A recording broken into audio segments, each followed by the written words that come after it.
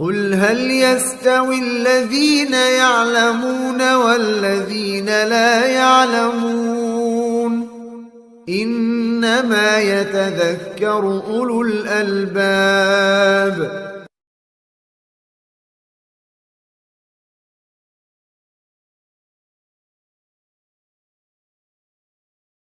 Saudaraku yang kucintakan Allah Subhanahu wa taala, Allah Rabbul Alamin. Apa-apa ama-ama sekalian yang saya muliakan karena Allah taala. Allah Subhanahu wa taala berfirman di dalam Al-Qur'an, "Ya ayyuhalladzina amanu taqullaha haqqa tuqatih wa la tamutunna illa wa antum muslimun." Wahai sekalian orang-orang yang beriman, kita dipanggil oleh Allah dengan panggilan kasih sayang. Makanya para ulama menyebutkan ayat-ayat yang seperti ini termasuk dalam golongan ayat nidaatur rahman li ahlil iman, panggilan Allah kepada zat yang maha rahman. Kita dipanggil oleh Allah bapak-bapak. Kira-kira kalau nama kita Ahmad dipanggil oleh paman kita, Ahmad, terpanggil tak yang bernama Ahmad? Hasan, terpanggil tak kira-kira yang bernama Hasan? Allah Akbar. Kita terpanggil. Jangankan nama kita, nama mirip dengan nama istri kita dicalik-calik. Cakok, nama orang rumahmu dipanggil orang.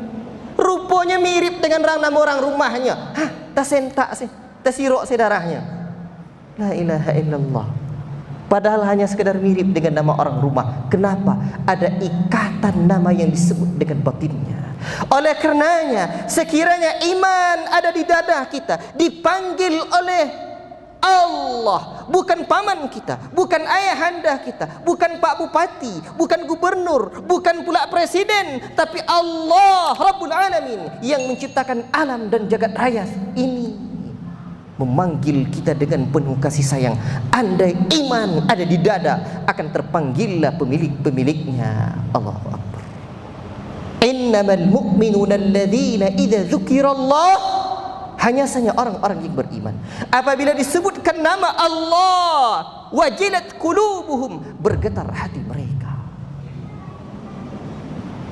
Kira-kira kalau seandainya ada Pak Bupati panggil nama kita, Allahu Akbar, fulan, dipanggil kita menghadap ke kantornya, presiden panggil kita untuk diundang kita menghadap ke istananya, kira-kira terpanggil enggak Pak?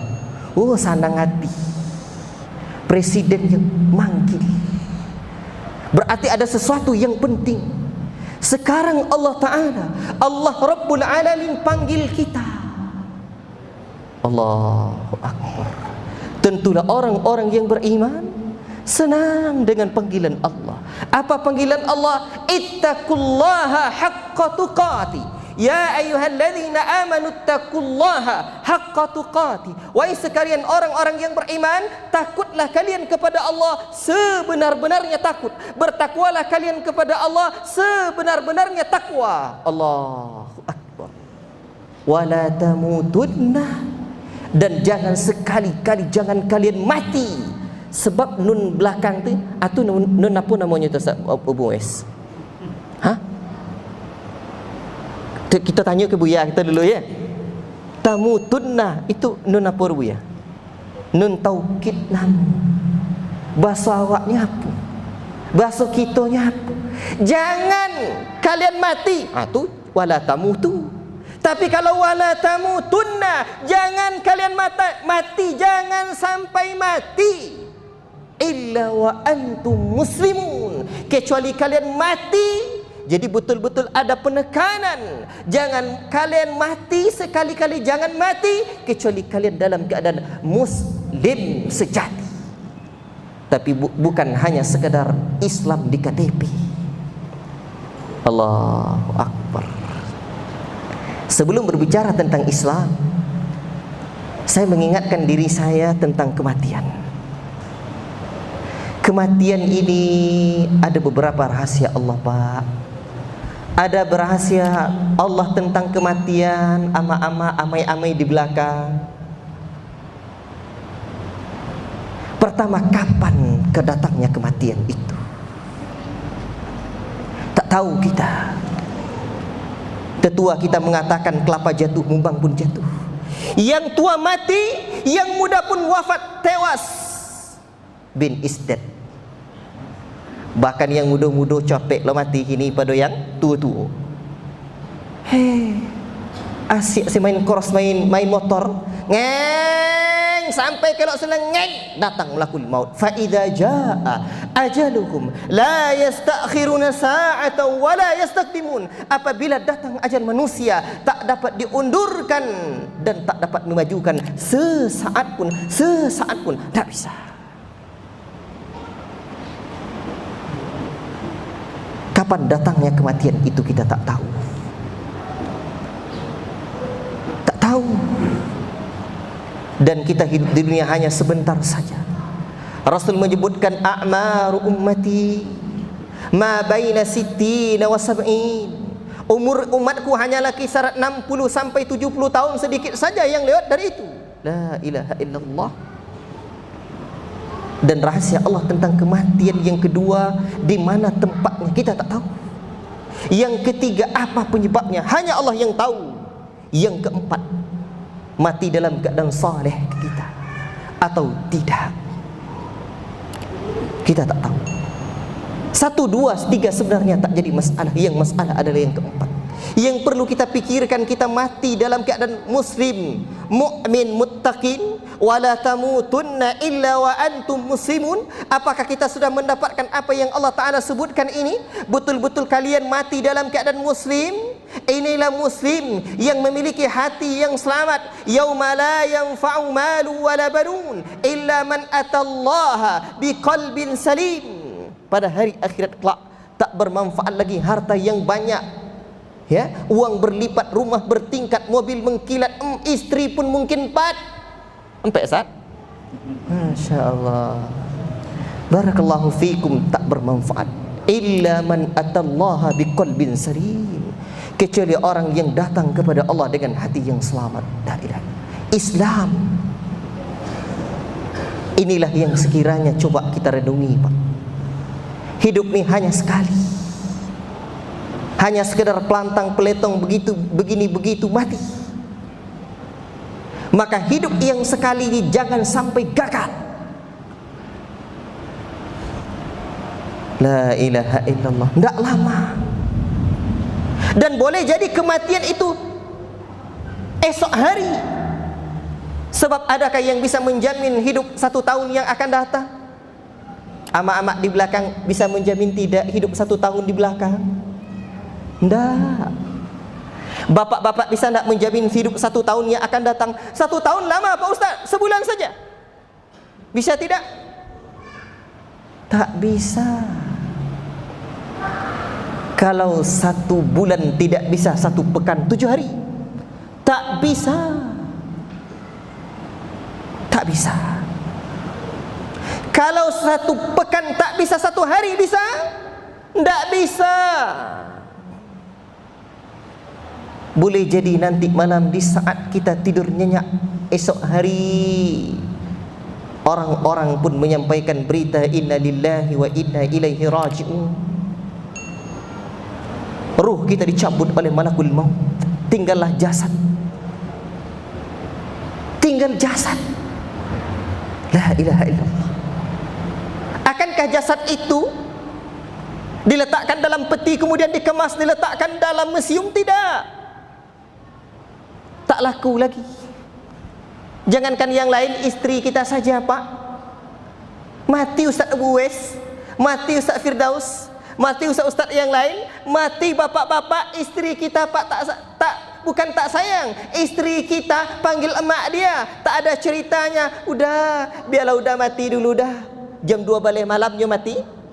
Jam 1 ketahuan sama istrinya, udah biarlah dah lah, sehidup semati kita dah. Dah 20 tahun kita hidup bersama dah, sampai esok hari kita tidur bersama. Jam 10, jam 5 pagi besok baru membangunkan orang tua muda. Tak ada. Tak laku lagi. Berarti yang mulia apa Pak? Ruh yang ada di jasad. La ilaha illallah. Maka sering saya katakan kepada jamaah, untuk apa kita hidup di dunia? Beribadah kepada Allah. Berapa lama kita beribadah? Sebentar saja. Kenapa sebentar saja? Cuma sampai mati. Sementara kita tidak tahu kapan kita mati. Kalau esok harilah, sampai esok harilah kita beribadah. Berarti cuma sebentar saja. La ilaha illallah. Setelah kita wafat, Pak, yang boleh jadi waktunya esok hari. Terbujur kaku sudah jasad kita di tengah rumah. Para pelayat pun datang, handai taulan pun tiba, kawan-kawan pun menjenguk dengan sedihnya. Tak lama-lama kita pun dimandikan dan dikenakan kain yang bernama kain kafan, tak berlapis-lapis, hanya beberapa helai saja. Kemudian kita pun disolatkan, diletakkan dalam satu tempat yang bernama keranda. Dibawalah kita di tempat yang orang sebut dengan tempat peristirahatan yang terakhir. Salah, sebab itu bukan tempat istirahat yang terakhir. Bagi orang soleh itu tempat istirahat yang pertama, dan tempat istirahat yang terakhirnya adalah surga yang penuh dengan kenikmatan. Itu hanya alam kubur, tempat kenikmatan yang pertama bagi orang-orang soleh. Tapi bagi orang-orang yang ingkar kepada Allah, tak peduli dengan tauhid, tak peduli dengan salat, itu tempat azab yang pertama, dan azab terakhirnya akan berada di neraka yang penuh dengan siksaan. La ilaha illallah. Kemudian kita pun setelah disolatkan, dikuburkan, diletakkan dalam satu tempat yang bernama liang lahat. Ditutuplah kita dengan papan, ditimbun, ditimbun, ditimbun dan ditimbun, ditimbun dan ditimbun, tertutup rapat sudah. Tinggallah kita seorang diri, sanak saudara, handai dan taulan pulang, harta tak dibawa mati. Yang akan dibawa hanya iman dan amal soleh. Maka duit kau, Pak, untuk lapuk, untuk busuk, untuk esok. Untuk lapuk kau yang kita pakai, untuk busuk yang kita makan, untuk esok yang kita kerjakan amal soleh dan iman. Saat saudara telah pulang, saatnya detik-detik malam pertama di alam kubur akan kita rasakan. La ilaha illallah. Oleh karenanya Allah Rabbul Alamin mengatakan, wala tamutunna, dan jangan kalian mati, sekali-kali jangan mati, illa wa antum muslimun, kecuali kalian mati dalam keadaan muslim. Muslim ni apa loh? Muslim bisa kasih nama muslim, bahkan nama isteri bisa pula cari nama muslimah. Tetapi apakah setiap kita nama muslim atau orang-orang yang berKTP kan Islam 100%, betul-betul Islam telah hadir dalam dirinya? Baik. Biar hidup yang sesaat ini tidak tersesat jalan, mari kita petik cahaya tauhid. Karena inilah cahaya yang akan menerangi hidup. Kalau tak ada cahaya, bahaya, Pak. Coba saja, sekiranya malam ini mati lampu, tapi jangan pula dimatiin ya. Mati lampu, kasak kusuk Ustaz Abu Uwais, kawan-kawan yang lain. Seandainya di kota Payakumbuh listrik tak hidup lagi, orang-orang akan cari handphone. Handphone sudah mati semua, atau zaman-zaman tak handphone. Ini hanya sekedar ilustrasi. Cahaya, korek api pun tak ada. Tapi ada satu anak muda, ya, membunyi-bunyikan korek api, tak. Dah, Abu punya korek api dah. Udah perlu korek api? Perlu bana dia. Tapi harganya 100.000 dah. Tu kan diwali Ustaz. Dibeli, Pak. Kenapa? Kita tahu kita sedang berada dalam kegelapan dan kita butuh cahaya. Allahu Akbar. Kita butuh cahaya. Kita salat dulu Ustaz. Ba? Hah? Salat dulu Ustaz atau gimana? Sebentar Ustaz. Sedikit saja saya sempurnakan ilustrasi ini. Baik, jazakallah khair.